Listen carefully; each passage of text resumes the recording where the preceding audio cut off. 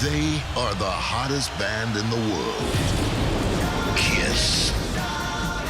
Here Nation celebrates Kiss's 20th studio album, Monster. With a select group of SiriusXM subscribers in the New York studios, please welcome your moderator, Jose Mannion, and the hottest band in the world. Here we are, New York City with Kiss! Yeah!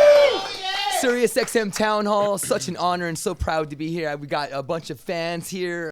20 lucky SiriusXM fans are here, and we're hanging out with Kiss. Yes! Yeah. Tommy Thayer, Eric Singer, Paul Stanley, and Gene Simmons. And Jose.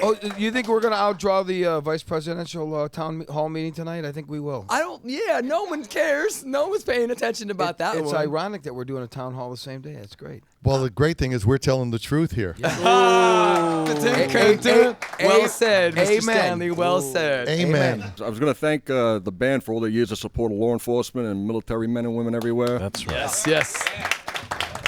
Besides great rock and rollers, they're real good guys, and we want to thank you for that. Hey, our pleasure, man. It's an honor. It's an honor. I have one question for you. Rock and Roll All Night, Shout It Out Loud, and Tomorrow and Tonight are without question three of the greatest rock and roll anthems of all time. When you were writing these songs or when you completed them, did you know that you had something that was beyond special? Wow. I think that one of the aspects of Kiss that we've always held dear to us is the idea of celebrating life, and that we are, as far as I know, only here once. So you owe it to yourself to make the most of your time here. People sometimes say, gee, that's so corny, self-empowerment. It got us here, and, it's a positive attitude that can make anything possible. So Rock and Roll All Night, the whole idea there was Neil Bogart, who was the president of Casablanca Records at the time, had this idea that we needed an anthem. There were no rock anthems at that point, and he was very perceptive, said it should be something like, his example was Sly and the Family Stone had a song called I Want to Take You Higher, and another one, Dance to the Music. So, a song that the fans could rally behind that kind of encapsulated what the band was about. So I went back to the hotel, and I thought, what are we all about? And I sat with the guitar, and I went, I want to rock and roll all night and party every day. And I thought, pretty catchy, Paul Stanley. And went down the hall, knocked on Gene's door and said, listen to this.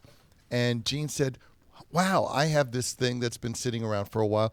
You show us everything you've got. And we put them together, and we knew there was magic there. How did you come up with the name Kiss? Wow. One night, we were driving on the Long Island Expressway, right near the Woodhaven Boulevard exit, and I said, what about Kiss? And I was thinking, dear God, I hope nobody says no. It just felt so right. And everybody went, yeah.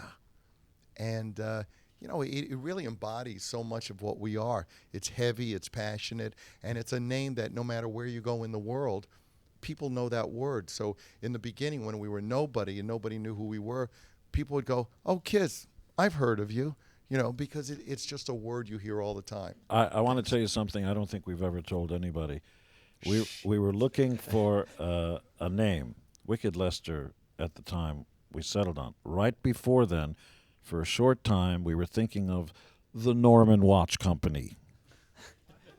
And what about Sid Cup Kent? Sid Cup Kent.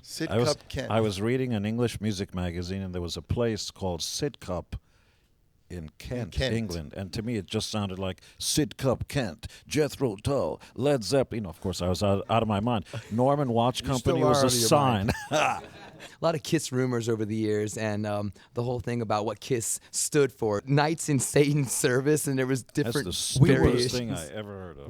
We were astonished that anybody, obviously the people who came up with that are brighter than we are, because I was like, really? That's wild. Some people who have nothing better to do with their time than to try to promote themselves by pointing a finger at somebody else.